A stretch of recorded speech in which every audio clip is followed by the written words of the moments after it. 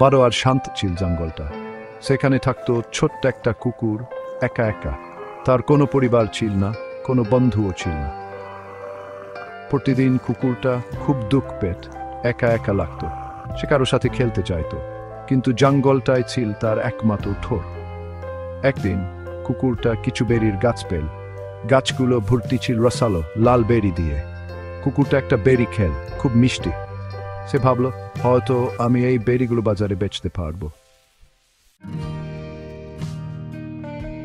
প্রতিদিন সকালে কুকুরটা তাড়াতাড়ি ঘুম থেকে উঠত। সে জঙ্গলে দাঁড়ে বেড়াতো আর খুঁজে বের করত সবচেয়ে ভালো ফলের গাছ।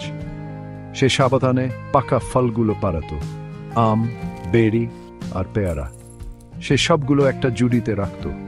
ভারী ঝুড়িটা পিঠে নিয়ে কুকুরটা বাজারে এত।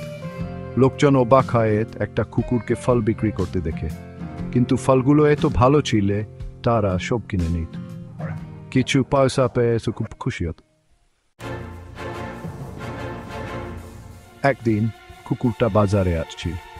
সে তার ফল বিক্রি করার জন্য খুব উত্তেজিত ছিল। হঠাৎ কয়েকজন লোক তাকে থামালো। তারা দেখতে খুব ভয়ঙ্কর লাগছিল। তোর ফলগুলো আমাদের দে, তারা চিৎকার করে বলল, আর তার কাছ থেকে ঝুড়িটা কেড়ে নিল। কুকুরটা ভয় পেয়ে গেল।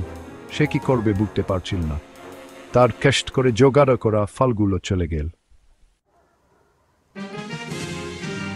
কুকুরটার মনে পড়ল বাজারের কাছে একটা থানা দেখেছিল।